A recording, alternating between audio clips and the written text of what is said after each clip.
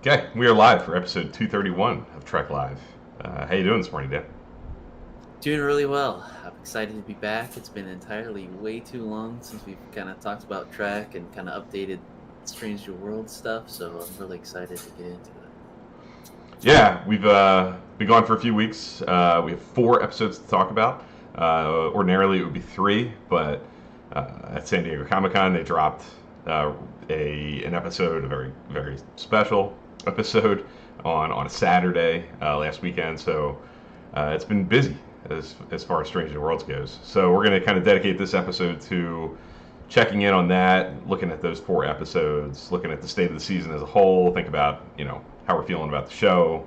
There's a lot of really interesting conversation going on in the social media space on Strange New Worlds, I think. I think the episodic nature of the show, the obviously very varied tones and genres and voices of the episodes really spark some interesting discussions, and it's really highlighting, I think, like the different strokes for different folks, the way that old school Star Trek was. Depending on the kind of episode it is, the kind of message it's trying to deliver, the way it's going about delivering it. You can see all kinds of reactions on all of these episodes, and I think you see that like week in and week out. So I'm really looking forward to talking about it. I've been running some polls on Twitter to kind of seek some community feedback on the episodes, and it's been really cool. My polls usually do okay. I usually get a decent little handful of votes that gives me a nice little sample size to do some stuff with, but these really went off. I mean, I think each one of them is either over or just under 1,000 votes with some days to go. So I got some really sizable sample sizes to kind of look at how the episodes are kind of doing on average in the kind of, I'm going to call it Twitter space, the folks who are talking about Strange New Worlds and in our kind of connected community. So we'll get into all that. I'm going to show them off some of those charts, at least with the data as of last night. It's not totally up to date, but it's pretty close with so many votes. It doesn't change too much at this point. And we'll obviously talk about our own feelings about each of those episodes and give our rankings, letter grades, talk about what we think of these episodes. So excited to get into that. I think we're going to skip the rewatch recap if you're okay with that. I mean, if you have one that you really want to talk about on your end. Yeah, no, it's just real quick. It's just I Sure. think two episodes. Sure. It's Interface and Gambit. If just to remind everybody, it's still in season 7 of you know the Next gen. in the Next Generation, but just working through that slowly. I know I was keeping up with Bill, but now I'm just taking it really slow. So yeah, just those 2 episodes since the last time I talked, I believe. So yeah, Next Generation, just a few episodes here. So, What did you think of Gambit? It's interesting. I like the I think we did an episode on maybe cold opens or things like that, and I think that's a really interesting kind of I don't know, really surprising. Yeah. And I think it made for a lot of talk probably back then. But I think it fits. I don't know, maybe Picard kind of going on this kind of wild goose chase, at least with this ragtag group.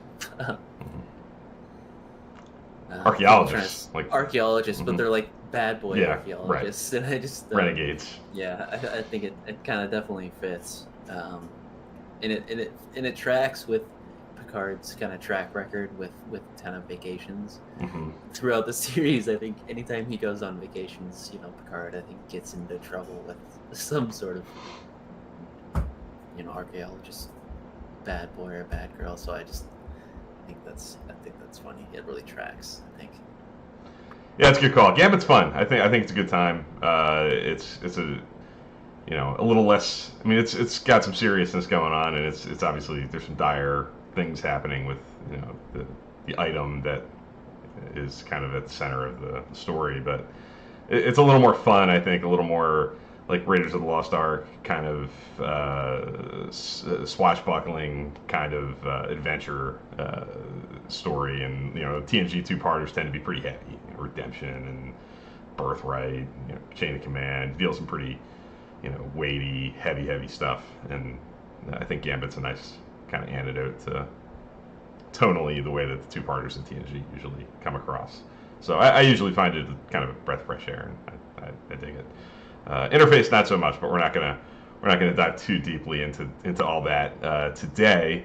I'd love to talk about interface, but we don't have time today. I'll tell you, I just finished Voyager season 1, so I'm kind of cruising along. I'm coming up on the end of DS9 season 3. Enjoying that. I'm sure we'll have time to talk about it in coming, maybe in a couple weeks. We'll check in on some of this stuff in more detail when we don't have quite as much Strange New Worlds to cover. But rewatches are going well. Keep an eye on my Twitter feed. I'm going to call it Twitter until the end of time. I don't care what anybody says. But you can see my episode reviews, and if you're interested in talking about episodes, I hope that's a cool place to do it. So yeah, let's get into Strange New Worlds. I think the way to maybe do this, at least in the beginning portion of this, is maybe touch on for a few minutes each of these 4 episodes, kind of as they came out, and then we'll kind of talk about them maybe as a group, get into our ranks. And we'll kind of end up with some of the data from the polls and our rankings and bigger picture stuff. So the first one we haven't touched on here on Trek Live yet is Charades, which is kind of the romantic comedy, Spock, Chapel kind of story with T'Pring and T'Pring's parents, Amanda, played by Mira Kirshner from Discovery, making her return. What did you think of Charades as a whole? What are your kind of general feelings on 205? I liked it. I like that we are finally exploring more of Spock's human side. I think that was kind of really on display in this episode. This, it's a little bit of a common theme. Even in some of these later episodes of how different Spock is, and this is like really to the extreme here with some of the things that happen in this episode. And so I think that's a really big theme about this season as a whole. Is just really Spock's human side and him learning to kind of deal with it and explore aspects of it. But I think I really enjoyed it. It's kind of a bottle show, but it's kind of not. Mm-hmm. They use that AR wall.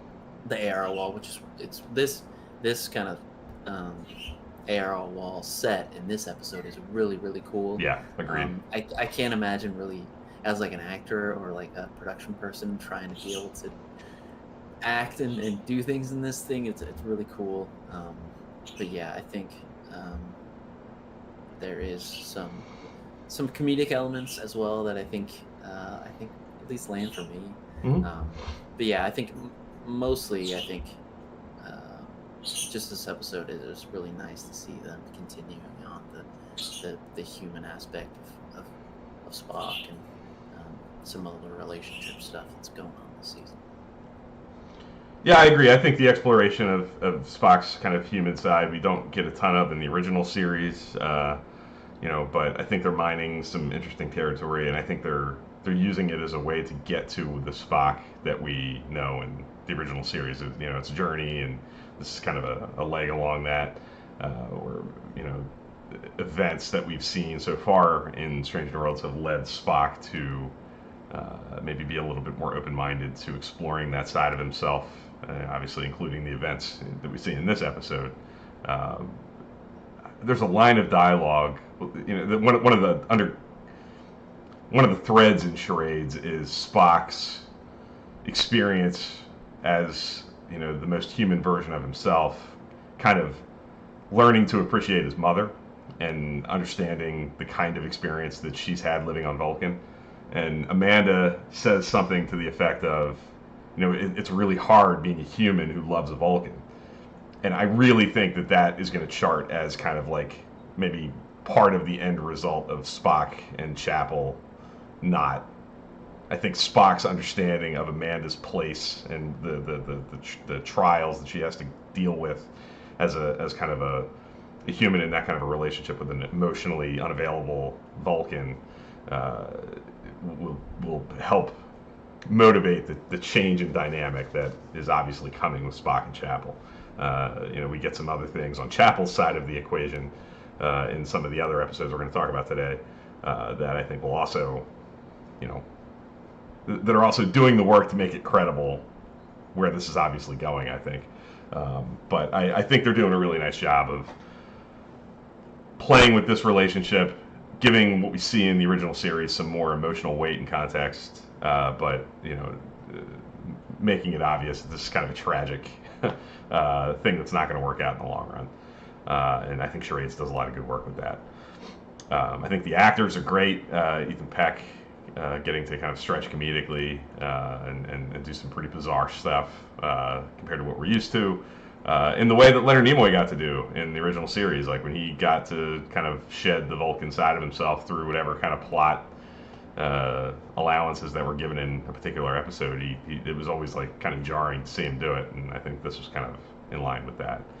A lot of conversation on Twitter, I think, with folks who I think understandably and correctly point out some difficulties with, like, the splitting of a person down the middle with like biracial, traits kind of shedding and personality kind of like that's kind of a flimsy device that doesn't really work in the more you think about it. And I just watched Faces from Voyager season 1 this weekend, and having gone through Charades, very similar kinds of like it's interesting to think about, like the duality of a person and kind of the way the Enemy Within does it. Like I think there are some interesting kind of old school concepts there, but I think they're old school in a lot of ways too, and difficult to wrap your head around in some ways, and problematic for a lot of viewers, understandably. So I have some mixed feelings about Charades. I think it's good. I think it's entertaining. I like the tone of it. I think the comedy does land. I like T'Pring's parents. I like the dynamic there. I think T'Pring's mother is like a classic Enterprise era Vulcan who's pretty tough, and you can see her kind of as somebody who lived through that age and might be of that maybe a little more conservative mindset. I mean, like I think all that tracks, and it's really well done and believable. I like that T'Pring's father is a very different kind of personality. I think that tracks as real too. Yep. With a couple kind of having that. They don't necessarily come as a package deal in terms of how they react in these social situations, and I think that's real, and I think that was a good choice to not have them be singing the same song in that kind of social situation.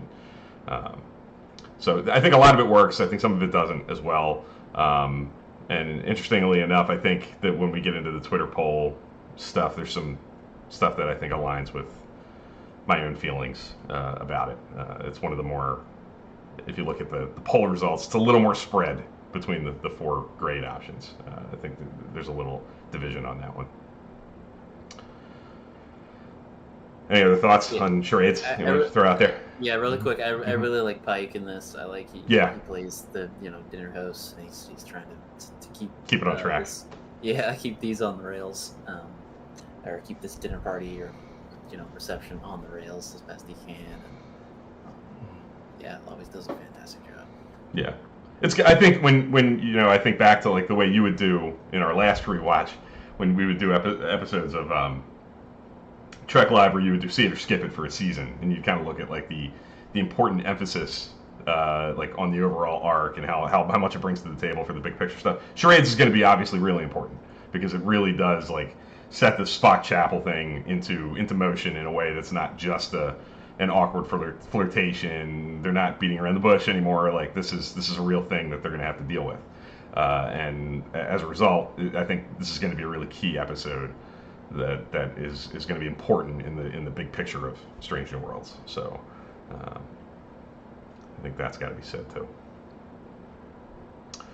Lost in Translation is the big, it seems, horror episode of the season.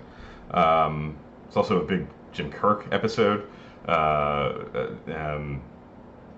Just a real quick rundown of the plot. They're in a deuterium nebula, and there are some non-corporeal aliens living within the deuterium or trying to communicate through visions and hallucinations and kind of traditional Star Trek kind of ways to Uhura that they're there and that they need help and please stop.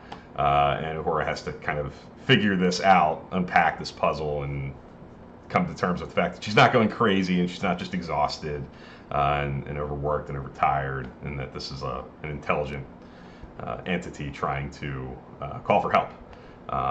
And the one person who kind of buys it and believes her and wants to help her right out of the gate is Kirk, visiting from the Farragut, who's also in the vicinity working on this mission to repair the station in the nebula. So, big Uhura episode, big Kirk episode. What were your general takeaways? Big episode for Star Trek fans. Yeah. I think this episode is very important to lay some of the groundwork and finally do some really good work. Like, I think since Enterprise, I think there's been this void of not being able to set up some of the stuff in the original series, or those old scientists, as we'll get to pretty soon. But no, I think it's really important for, and it's probably higher on Star Trek fans' rankings to begin with, because I'm watching this episode, with my wife, and I think it's probably a lot higher on Star Trek fans' list than maybe her Casual list. And I'm not saying it's a really good episode. I think there's really cool things with dreams and horror and things like that. But I think it's the added element to this episode is that you're seeing that these people become friends for the first time, and how this kind of story ends. But it's finally so cool to see the beginning of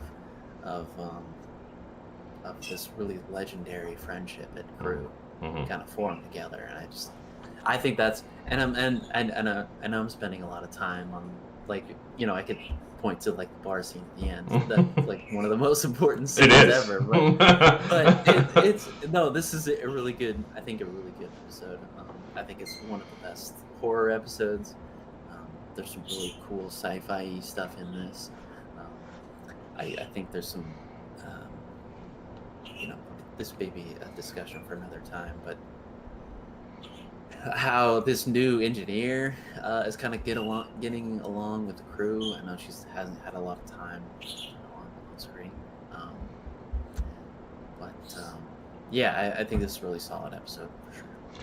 I think so too. I think Jeff in the chat says this feels like maybe one of the least controversial episodes of the season, and again, we'll get to the data and all that pretty soon. But that tracks as well. I think I don't want to get too into it until we really get to it, but I would agree with that. And I think, like you said, I definitely feel like this episode is the most aimed at us, for sure. Like it's the really smart decisions to kind of underplay and not overly sensationalize these big, important initial character interactions that we get.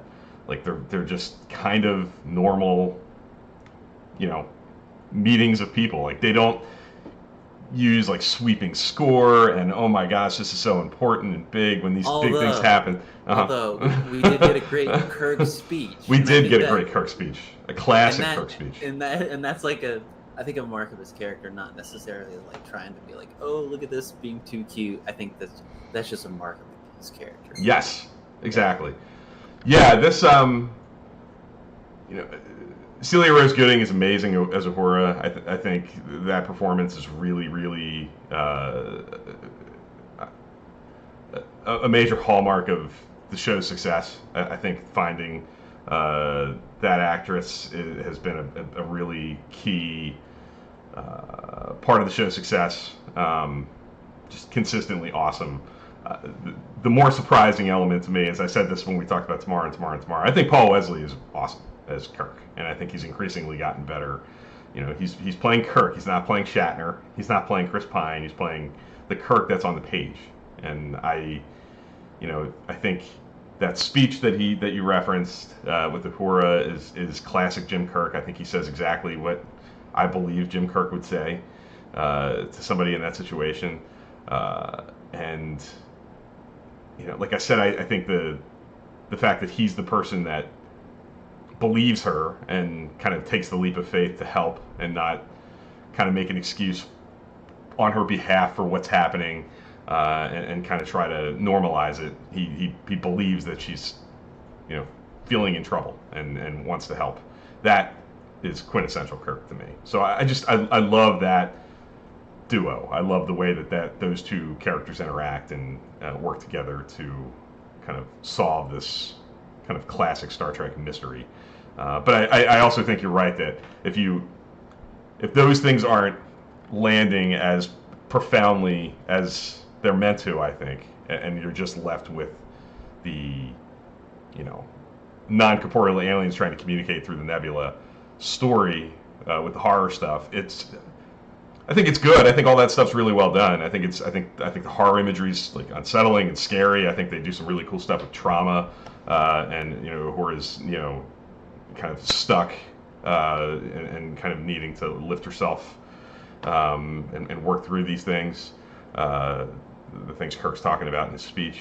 Yeah, because it also tracks like Uhura's like arc since season one. She's struggling to find confidence in herself, her place, and stuff. And so I think that tracks. I think there is very much there's so.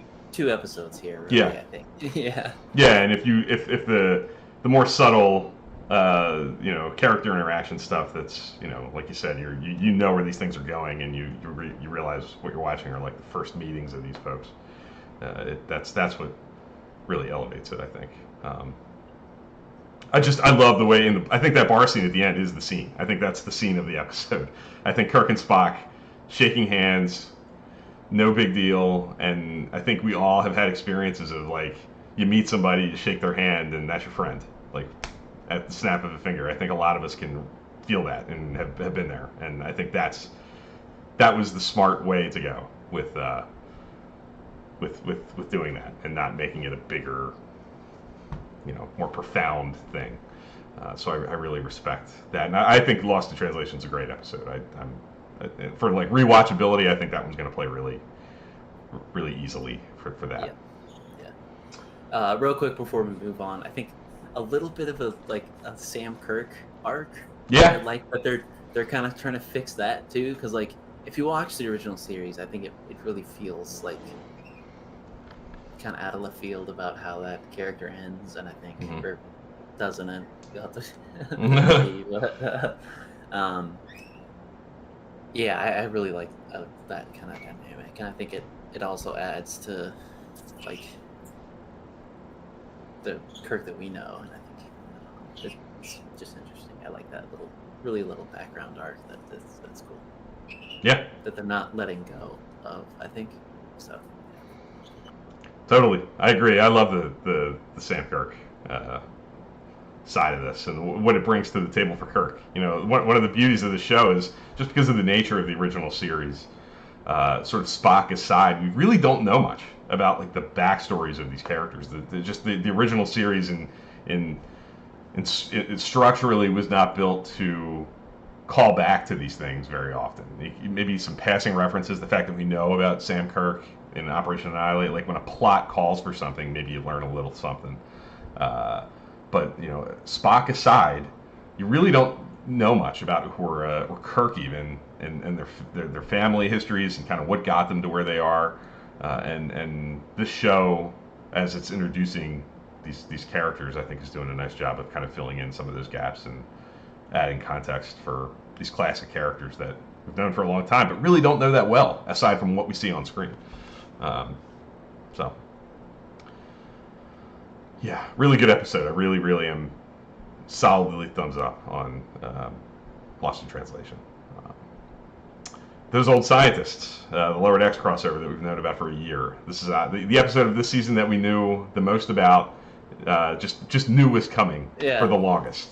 What did you think going in? Were you ambivalent? Were you nervous? Were you like what did you think going into it, and what did you think when you saw it? I was pretty nervous going in. You know, we've known a lot about it, and I still like coming to like after I watched it, I'm like, was this a Lower Decks episode or was this, you know, Strange New Worlds episode? I think Both. I don't know. I think it was really well done. I think the setup wasn't too complicated, Yeah. and I think that's where it kind of they kind of let a very character driven episode as opposed to maybe like a really getting too timey-wimey and really getting heavily into the techno-battle stuff. So which they get into, obviously. We're talking about Star Trek here, but Sure. I think that they kind of let the characters kind of drive the episode. And so as far as like a comedic, one of the Star Trek's comedies, I think it's really good. It's definitely going to be probably one of my favorites of the season. And yeah, just really good. I don't know. I was really worried, and I think that is maybe just a mark of the episode, and they want you to be worried because you were just constantly worried that they were going to mess up the timeline or do something like that. And I think, I think it was very successful. Yeah. This is my favorite episode of the season so far, and I think it's the best episode of Star Trek. Not that there are many of these about being a fan of Star Trek. I think like it just captures like, and it's not just it's fandom. It's like loving something and being completely bought into the thing that you love. And I think a lot of us can relate to that and feel that like Lower Decks has been that from the beginning. It's these characters just love Starfleet and Starfleet history and love the same things we do as fans, and are kind of trying to live up to those things the way that we do. And this episode actualizes that. I think it was a stroke of genius for Lower Decks to kind of build their characters in a way that allowed for this to happen. The fact that Boimler looks like Jack Quaid and Mariner looks like Tawny Newsome, like that was the right move, so that they could do something like this. I think that's just a really cool device, and I think the comedy really worked. And sometimes I have to fight the temptation to be like, oh, it's light, it's a comedy, and like maybe knock it down a few pegs for like lack of weight and importance. But I think it has that. I think the way that it shows love to these characters and the show and what it all means is profound. And I think my favorite moment in it is when they're in engineering pulling up the component from the NX-01, and the crew of the Enterprise is talking about Travis Mayweather and Hoshi Sato and the NX-01, and they're like, oh, we kind of sound like them. Like that's real. I love that. I love that they found like the perfect way to reference Enterprise and the NX-01 and that crew, and it just all worked for me. And like you, I had some ambivalence about it. I didn't know how tonally, like, Strange New Worlds and Lower Decks are two very different shows, and I think it's a testament to the cast of Strange New Worlds and the flexibility of the show that it was able to match what Lower Decks kind of brings to the table, the kind of chaos and the loudness and the broad comedy that is the hallmark of Lower Decks. Strange New Worlds was able to like envelop Lower Decks. It wasn't the other way around. Lower Decks didn't have to come in and like and compromise. Those characters didn't have to compromise and like tone down to fit in Strange New Worlds. Strange New Worlds allowed that to come in. So I think the level of difficulty and the success of that is a real achievement. And I felt the magic when I was watching it. When I was watching it for the first time, I felt in my bones like this is a classic. Like this is genuinely great, and it's going to go down as like a real classic. I don't know that it's as great as Trials and Tribulations, but I think that's the closest comparison that it has. Like the way that Trials and Tribulations plays Dax as this very similar to Boimler and like she's a fan of the TOS characters in that era, and she's hung up on, oh my gosh, the tricorders are so cool. I miss this stuff, and the black and silver highlights, like that kind of stuff. This is it. Trials and Tribulations does a bit of that, but there's so much going on in it that it can't totally commit to it the way that this does, to that kind of exploration of fandom and for the love of all of it. Yeah, and I did say Jeff's kind of talking about the recruitment poster talk with number one, that and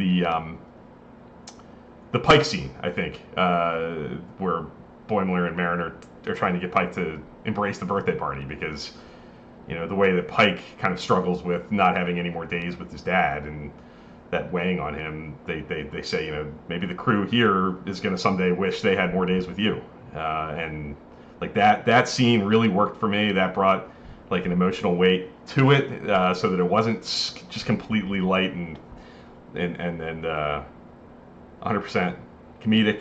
And then that number one scene with the Ad Astra Prospera reference was unexpected and pretty potent. I think those two moments really elevate the episode for me. Yeah, no, it's really good. I don't know what else I could say about it. I don't know.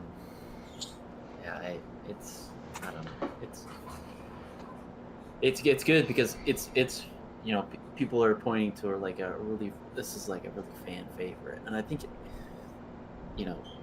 even my wife, like, who's not, I was going to ask you, has seen maybe one episode of Lower Decks, and she was kind of blown away because I think she came in expecting not to like it and sure, then not to be able to get behind the animation side of things. But I think she was really surprised in how well the voice actors did, and how it really blended together. And I felt like leading up to Strange New Worlds, I feel like a lot of us were worried about like how is this going to happen, and even like it was.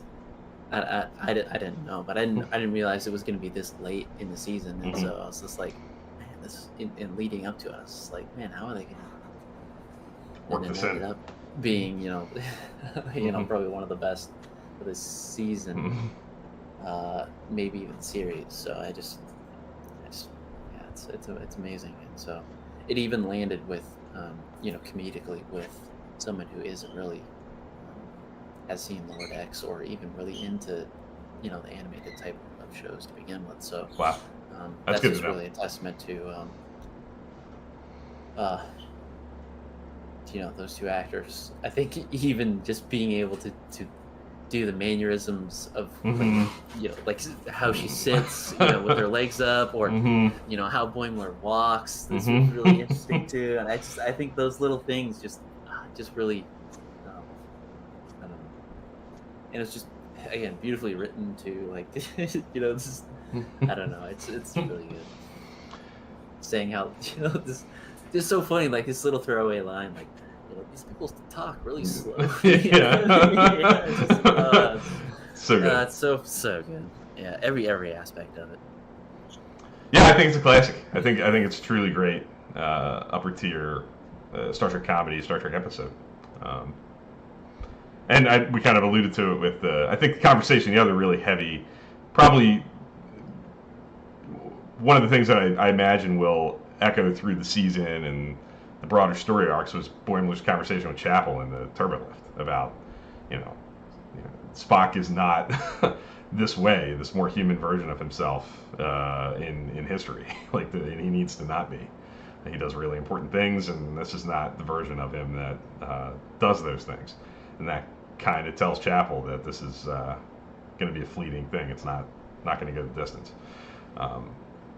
That was heavy, and that's I think Jess Bush plays that really well. That might be the most dramatic moment in the episode, I think, because it's like what that means to Chapel and that relationship, kind of right in the early days of it trying to work. So really good. I think it's a complete success. It makes me want to watch Lower Decks. Like the the opening of the episode in Lower Decks, true like the opening like a Lower Decks episode. Rutherford and Tendi are in it at the beginning and at the end. Just, reminded me how much I love that show, and I'm ready for it to come back. So. And very different, very, very different. Couldn't be more different under the Cloak of War. this last couple days episode. Very dark, very dark, very dark. This 3-episode run is going to be a complete, whiplash. Yeah. But this is we're getting a taste of a really 90s era Trek. We don't really, I don't know. I feel like we take this for granted a little bit, and so, it's. Yeah, no, I agree. I think this was maybe a little more commonplace. I don't know. I think the thing that really throws people is even the 4 episodes we're talking about today. Charades is kind of like a romantic comedy. It's pretty light for the most part. There's some weight to it. It's not as completely comedic as those old scientists is, but it's pretty light, right? And then Lost in Translation is pretty heavy. Those old scientists, now we're back to comedy, even more so, and then Under the Cloak of War is about as dark as it gets. That's like in the upper tier of I think the true like literal up down roller coaster is what kind of makes people go, wait a minute, what? Totally, if you just watch the Next Generation in sequence, you get little tastes of this where they're flipping back and forth. But this one's pretty, especially in the early hours of it dropping Thursday night, I felt like, and it still is, I mean, you see a lot of conversation right now because it's the newest one. There are a lot of polarized views on this episode. It's really dark. It sends Dr. Mbenga and Chapel and Ortegas to some really dark places, and Mbenga especially. Klingon character is complicated and sparks strong feelings. Ra.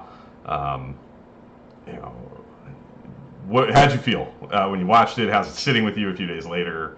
What are your overall impressions? I really do like this episode. Me too. I'm sure we'll talk about the rankings here in a little bit. Yeah. But I was considering putting it above Tomorrow. Mm-hmm. And I still might. I feel like anytime something's really fresh, I always give it time. Yeah. When I rank it, I try to just be a more dude. But I really do like this. I think it feels so straight out of the original series. Like and even some of the early TOS stuff, or TNG stuff,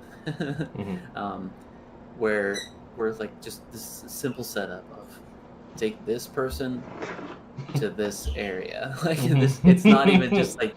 I know ambassadors are really common, but it's just it's a really simple setup, and so I think it's but it goes so badly. It goes so badly, and it's but the flashbacks are perfect. I really love the editing in this episode. I think there's some really great transitional stuff. I think goes from really bang bang stuff to really just sitting in this emotional pressure cooker almost. And so I think this is a really strong episode, and I think I talked about it a little bit on Twitter, but I think we forget about the brutality of war and this era and seeing the effects of war. I think it's really good, and it tracks with I really want to watch the Broken Circle again, because I think there's going to be some really interesting stuff there of seeing this kind of arc kind of play out, not just in this season, but probably through the rest of the show. Yeah. Because there is some people that served in the Klingon War, and it's nice to be able to get some more on-screen canon stuff and be able to fill in the blanks. But this is definitely a heavy one. This is not a just kick back on Saturday night and kind of watch some Star Trek like we did with those old scientists. This is some really heavy stuff, and I think typical Star Trek fashion, there is episodes like this that I think the divisiveness is probably going to stem from. I think the whiplash thing will kind of subdue a little bit over time. Yeah. But I think that Mbenga's decision will be one of those all-time, the Tuvix type of decisions of Cisco. I think all of the there's a few of them. I was like this. Yeah, especially in Deep Space Nine, not just some of those decisions, but some of those more episodes. Yeah.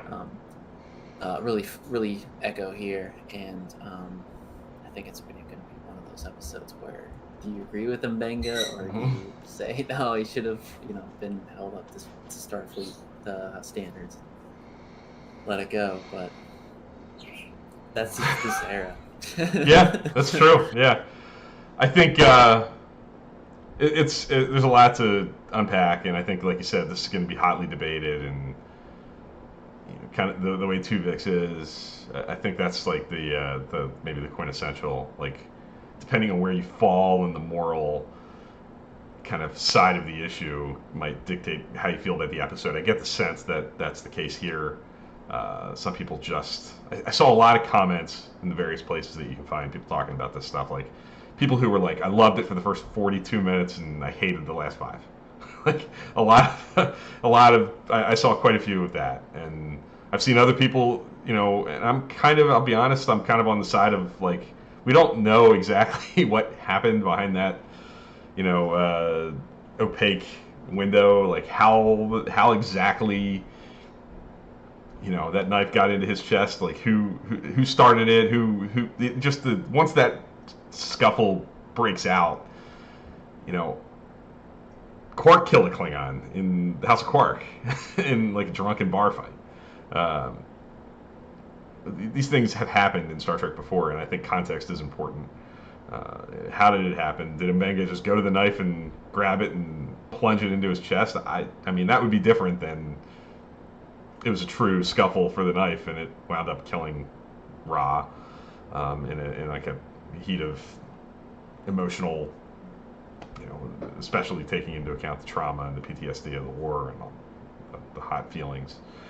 So it's just we don't there's a gray area there that is going to lead people to go to different places of blame and degree of blame. But I appreciate that. I like episodes of Star Trek that create these conversations and debates, and it's a tough one. It's really tough. I mean, the other, I guess, big question is, do you think Ra was reformed? Like, do you believe him? Did you think he was genuine in his desire? Do you think it was a front? Was it real? I don't know either. I don't know.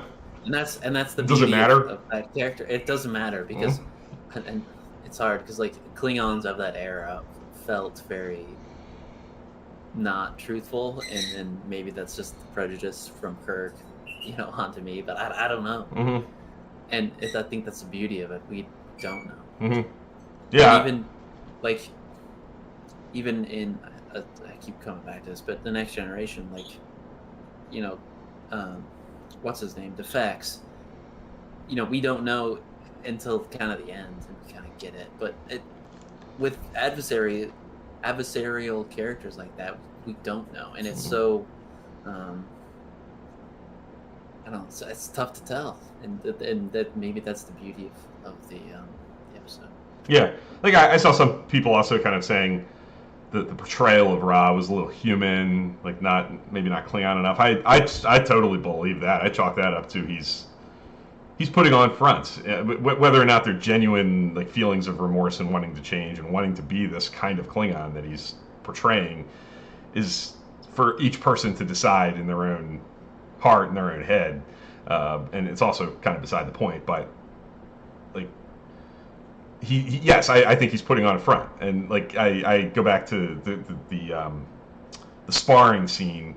He walks around with a cane, and they, like you said, the editing, they cut to him like grabbing his cane after he's scuffled with Mbenga. But he just beats up Mbenga. Right. That's that little tells. I'm like, is he? That just tells you. That? To me, I think it says it's all, like, a lot of this is a facade. It's he's putting on, an image of himself that he feels will be successful at kind of turning the most Federation minds, and he wants to work towards that. Again, his motivation and how genuine those feelings are is, again, for every individual person to kind of decide for themselves. And like we see in the episode, depending on your experience and your perspective, if you're Uhura or Una or Pike and you didn't fight in the war, you might be more inclined to believe him that he's reformed. But if you're Ortegas and Chaplin and Benga, you're like, I don't know. Like, I know from my own experience, if you're them, speaking as them, that putting your past behind you, the way Mbenga says, is not that easy. Like, they are struggling to put what they did and what they saw in the Klingon War behind them.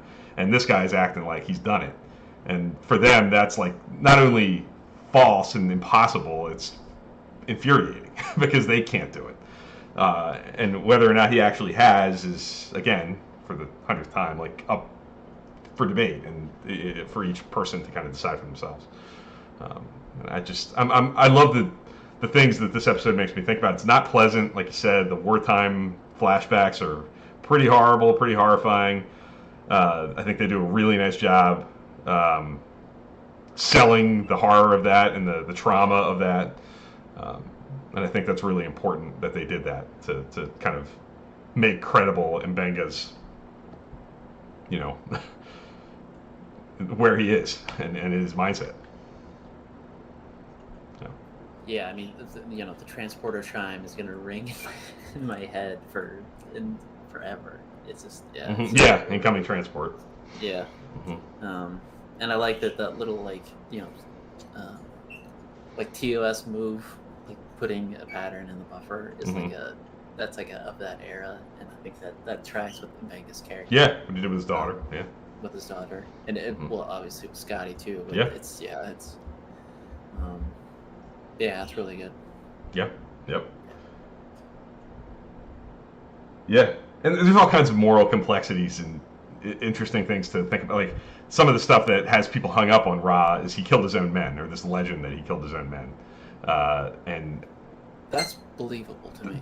Yeah, sure, and I do believe that, but Mbenga did too. Like, Mbenga had to purge that transporter, and had how many times has he had to do that? Like, and that's the messiness of war. These people do horrible things, and nobody's hands are totally clean. Right, exactly. So it's going to be an interesting one to kind of track and watch people debate and talk about over the years, because I think that's coming. My biggest kind of like hang up with the plot and the story is Starfleet ordering Pike to put Klingon veterans in a position to interact with this guy is like that. I kind of think is silly. Like, I think Starfleet, I would hope. Yeah, I think so. I mean, I think you think the. Yeah. Okay. I would like to think that Starfleet would be more sensitive and aware of, the possible damage that could come from that. I mean, a broad order like that. I don't know. I don't think so. No. I think we might have to agree to disagree on that, because I think, I think there's just some bureaucratic irony that people behind the desk. Don't know. Yeah. Are it's easy for them to be able to be like, oh, I'm really the I'm like this shining light. We can like this. We can put this behind us. Yeah. And be able to whatever they say in the episode with there's some rioting and protesting or something like that. This would be a great way to be able to show the rest of the quadrant and the rest of Starfleet to be able. I can hear a bureaucratic Starfleet officer say that. Yeah. And so I don't know. I think that tracks for me. I think that is the difference between sitting behind the desk and good call. Actually out there and being in there. So, we can. Yeah, I think you sold me. I mean, I think. I wish Starfleet was smarter than that, but I think you're right that if you look at it, like, Pike has obviously some unease about it because he's close to Mbenga and knows a little more about. He doesn't have firsthand experience with the war, didn't fight in it, but he knows people who did, and he knows he has an idea of how difficult it is on those folks, and you can sense some unease. You go even further degrees away with a suit behind a desk, on some Federation colony or on Earth as the head of the whole organization. It's easy for them to pull a string and say, put some vets at the dinner table, and we'll get that out there, and look, all is moving in the right direction, and people are getting over it because we need people to get over it. That you're right, that does track, and I think that is unfortunately a believable series of events that could happen in real life. I just wish Starfleet was maybe a little more enlightened than that, but obviously they're not. It's not what happened. Yeah. They did it, and they got what they asked for, I guess. Yeah. I love at the end in the lead up to that. I think it's really, I love Mbenga literally putting his hands together and saying, "Please go away." He's literally begging him to just stop, and I feel like he feels this kind of bubbling to the surface and knows this is not going anywhere good. And I just think the way that it's directed, the way it's played, the performances is really well done. People are going to take or leave the content, the writing, the decisions that are made in the story. I think depending on your perspective, you might push back against some of those things, but I think it's really well executed. I'm going to put up on our screen real quick our ranks. We each kind of did our 1 through 8. Mine are on Twitter as well. This is the first time I think Dan's put his out there. We have just one real difference, it looks like. Just we were flipped on 1 and 2. You have at Astra per Aspera as your number 1. I have it at my number 2, and I have those old scientists at 1. You have that at 2. Yeah. So the 3 through 8 is the same. There are a few things that I could talk myself into swapping. For me, I think the closest batch of episodes is that 3 through 5, Lost in Translation, Tomorrow, and Under the Cloak of War. Yeah. I think over time, that's the grouping that I could see moving around a little bit with just time away, more context for more episodes, rewatching them. That's where I see the most potential moving and shaking from me, just speaking for myself. But I'm pretty comfortable with 6, 7, and 8, and I'm pretty comfortable with 1 and 2. Yeah, I'm still not, and maybe it's just the veteran rankings. I'm not comfortable with 1 through 3, or 4 through, or like top 5. I'm not comfortable with. You can shake them up. Okay. I can shake them up. Just I don't know. It's really hard. Because talking about just some of these episodes just now, I really have a difficulty.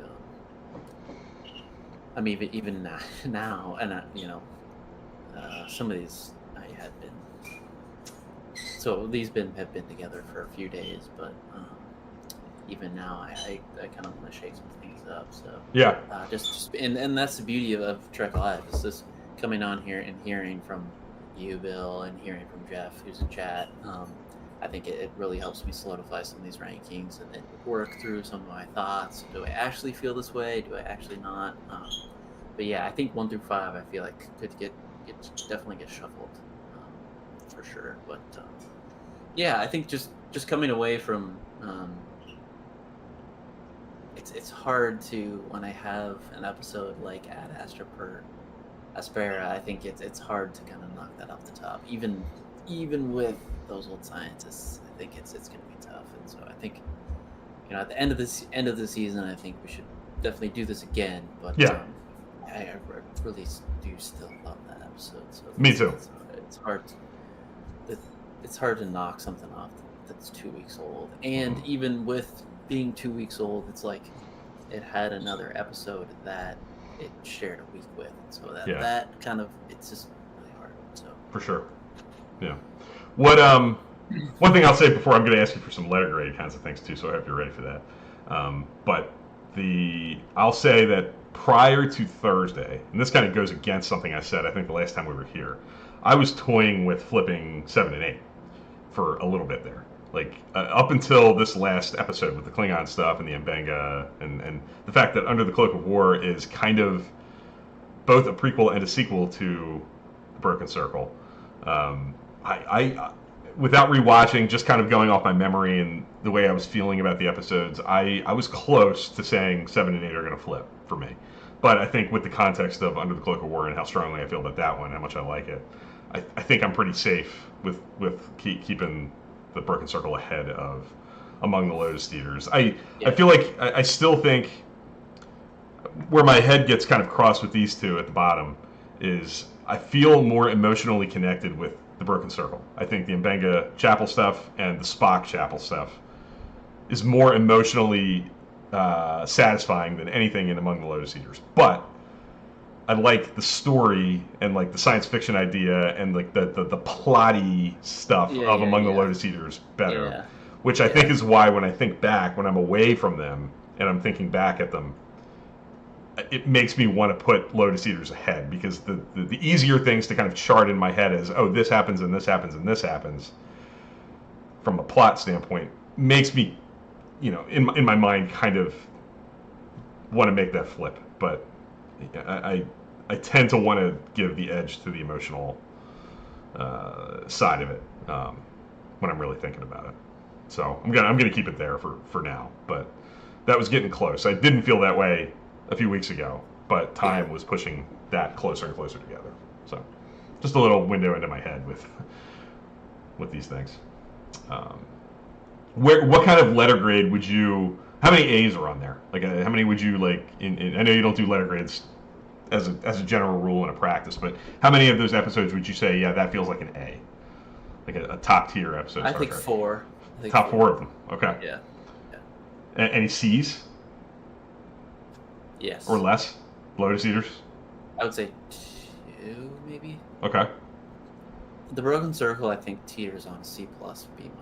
If Got you're it. doing plus and minus types of letter grades. Sure. Yeah, I think the Broken Circle is kind of right on that edge where it's B- territory, C+ territory for me. Yeah, I'm kind of in the same place. Broken Circle in that C+, B- feels right to me. Maybe even a C. I'm not sure. Time and distance will kind of help determine that. Lotus Eaters, I think, is a solid C. There are things I like in it. It's not a favorite of mine.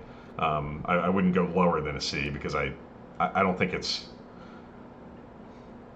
problematic enough. Like, I don't think there are troublesome elements enough to like drive it below that, but there's not enough there to get it into that B range for me. Charades, I'm kind of toying with a B-, to be honest with you. Like, I like it, I enjoy it, but it's not B-. a perfect, like, it's not a favorite, but I respect it and I do enjoy it, but I think it's maybe a cut below like the solid B that I think Cloak of War and Tomorrow feel like B's to me, to be honest with you. For me right now, Lost in Translation, I'd probably go B+, and then Ad Astra is either an A or an A-. I don't know if I'm going minus. Like, time will kind of tell there. I would give Those Old Scientists an A. I think it's a classic. So that's kind of where I am. Yeah, I guess I'm a little bit more top heavy. Hey, that's I have to really fight against giving A's. Like, I've kind of grown consciously, like, be stingy. I'm more stingy with them than I used to be. Yeah, I guess it's tough for me because Under the Cloak of War, B+ for sure for me. I can confidently say, and then 2 through 4, I think A-, A to A, like A to solid A. Those Old Scientists, definitely an A. But I don't know. I really did enjoy Lost in Translation, so that's A-, and then Tomorrow is A- as well. And so, again, that 4 and 5, I feel like it teeter on like Under a Cloak of War, A- at least for me. And so that's why I feel like those could maybe switch or maybe stay the same. But I think they're in the same A-, B+ range for sure. So by those numbers, by as top heavy as you are, I would say you're pretty happy with the season as a whole. Like, you think it's a pretty good show. Yeah. think I might like it more than Discovery. I think at this point, Yes. Like if we're talking modern era, not just seasons. I think modern era shows. It's my favorite show. I think that's fair. I would probably honestly say that too right now as just a complete batch of 18 episodes that we have so far. It's hard for me to compare the two. They're very different in a lot of ways. Discovery also has just the bulk of 55, soon to be 65 episodes. Like there's just a lot of volume there. And I've watched a lot of Discovery, and I really do love it. But Strange New Worlds, I was telling somebody, I might have said this here before. I really feel like it takes the best elements of like all of them, right? Like it's got the obvious TOS connections and throwback elements in terms of the kinds of stories it tells. The characters, the obvious things that are from TOS, right? I think the genre flexibility, the character in the lead flexibility, really reminds me of TNG and Voyager the most. Honestly, like just the ability to be divergent with horror and romantic comedy and straight comedy and thriller and psychological, like the way those two shows, I think, because they were as episodic as they were able to do that and bounce from lead character to lead character. It's got the emotional continuity of Deep Space Nine. I really think when I think of it is episodic, but I think it's the closest to Deep Space Nine because of the running threads. The way that Chapel and Spock is evolving episode to episode is more like Worf and Dax and Odo and Kira than the stuff that you get in TNG and Voyager, I think. Paris and B'Elanna, yes, that's kind of obviously running all through, but there are emotional things that are explored and carried over from episode to episode the way that Deep Space Nine really leaned into, in my opinion. And then it's obviously got the prequel stuff that Enterprise was able to capitalize on. It's connecting, pre-TOS things. It's got all the benefits that the prequel idea offers, and it's got the modern sensibilities of Picard and Discovery, the production values, the AR wall, the new era TV.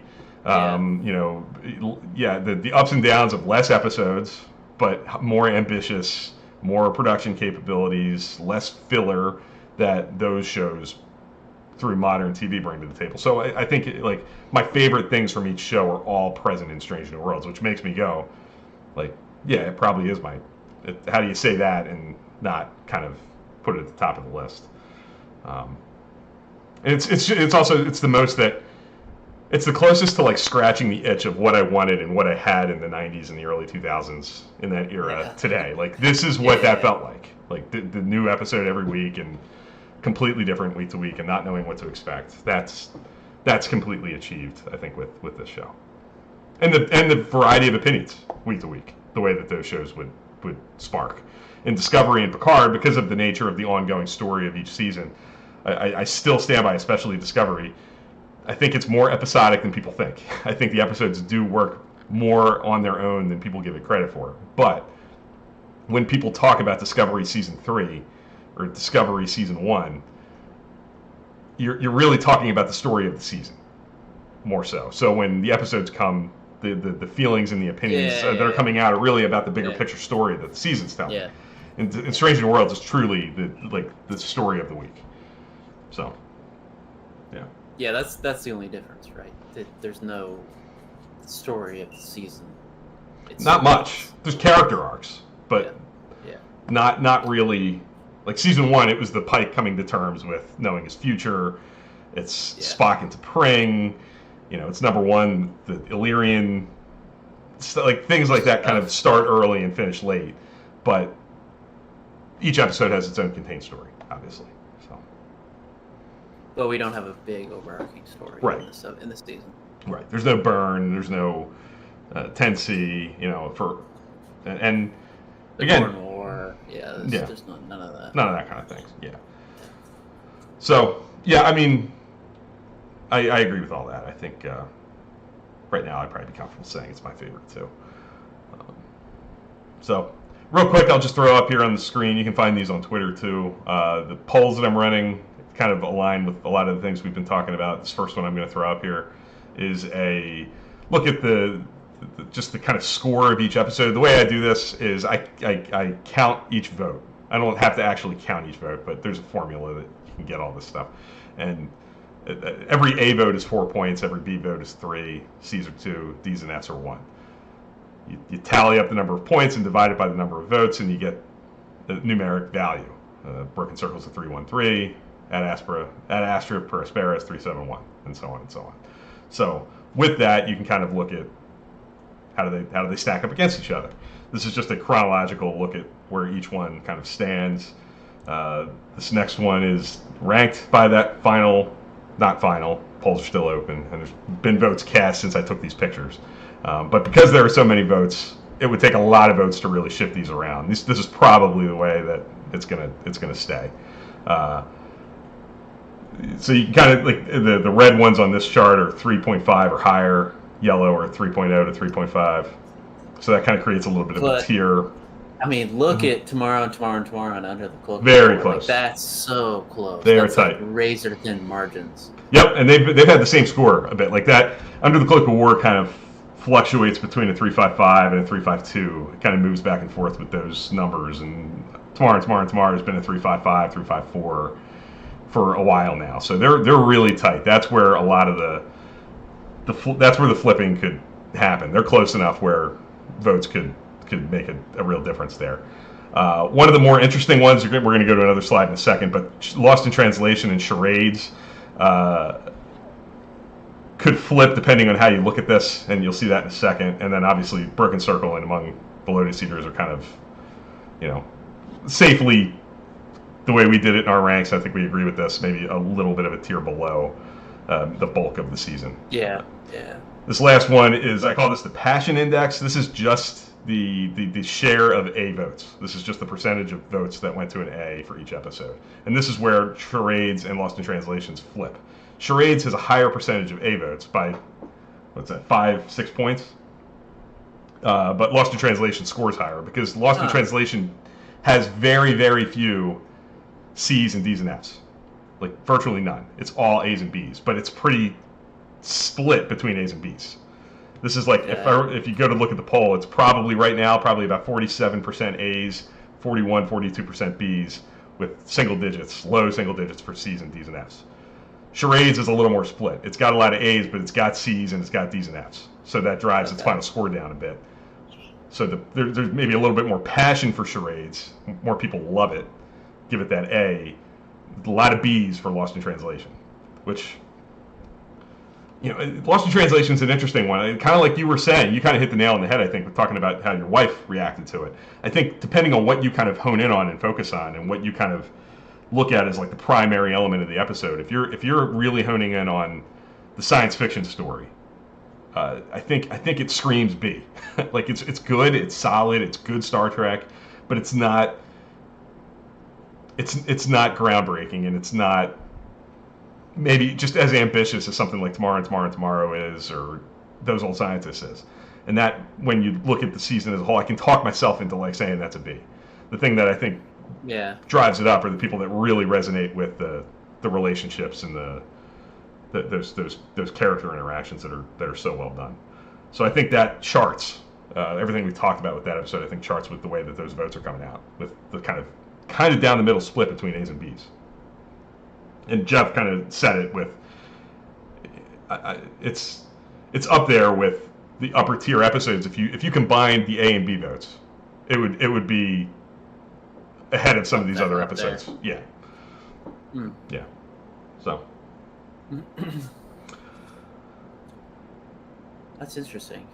And is it maybe because like it has had more time?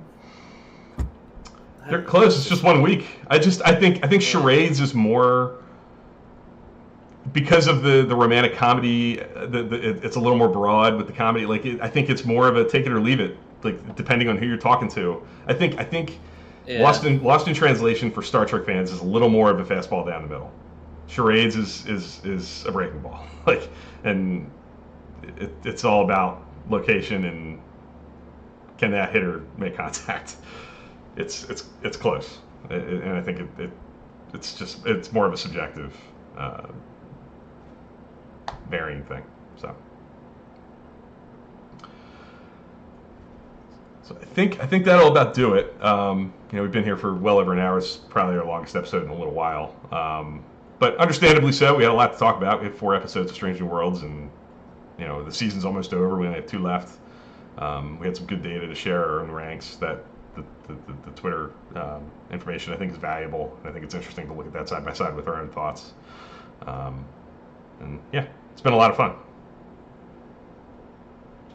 Yeah, it's really good to be back. It's nice to be able to talk about it, Star Trek again, and looking forward to doing it more often in 2 weeks, and then obviously on Twitter and the Discord server as well. But yeah, as a whole, just really enjoying the season of Strange New Worlds, and I know there's probably a lot of chatter on the show lately, so I appreciate people watching. Jeff, who's in chat, sticking around. Appreciate it. Yeah, just really good time to be a Star Trek fan and enjoy it. So, yeah. Yeah, looking forward to being back in a couple weeks. My gut would be to not do, because in 2 weeks we'll have seen the finale. I think the way to go with kind of wrapping this up might not be to do that in 2 weeks. It might be to do it in 4, so that the whole season's kind of in the books a little bit. We have a little separation from the finale, and kind of maybe do this again. Talk about the 2 episodes. Look at the final. I'm going to post polls for those last 2 episodes when they drop, and I think I got really lucky with the number of votes I got with this batch, but hopefully there's a sizable sample size to kind of compare and get some comparable data for those last 2. But it'll be interesting to have like a total package of that stuff to kind of compare with our own ranks and thoughts as the season's done. And we're a few weeks out of it, so we'll be back in 2 weeks with maybe a rewatch. I'm very eager to talk about our rewatches. I have a lot of stuff I'd like to touch on with DS9 and Voyager, and then we'll get to some Strange New Worlds and a bit down the road. Yeah. Best way to keep the conversation going is on Twitter and on the Discord server. I just said it. There is a great, even if you haven't seen some of the newest episodes, there's kind of a spoiler. Be able to keep the spoilers kind of under wraps, but there is different areas for if you have more interested in the literary side, or just talking about other stuff. There's an off topics area if you want to talk about some other stuff. There's great podcast recommendations that always I'll sneak one in. There is the Shuttlepod show has Terry Metalis today, Sunday, so that's probably going to be a really good. It's kind of a modern era. Well, kind of both, I guess. But connective tissue, both eras. So that's going to be a really good podcast there. But I look forward to seeing everybody in 2 weeks. Thank you, everybody, for watching. We'll see you guys next time. Yep. Sounds good. See you, everybody.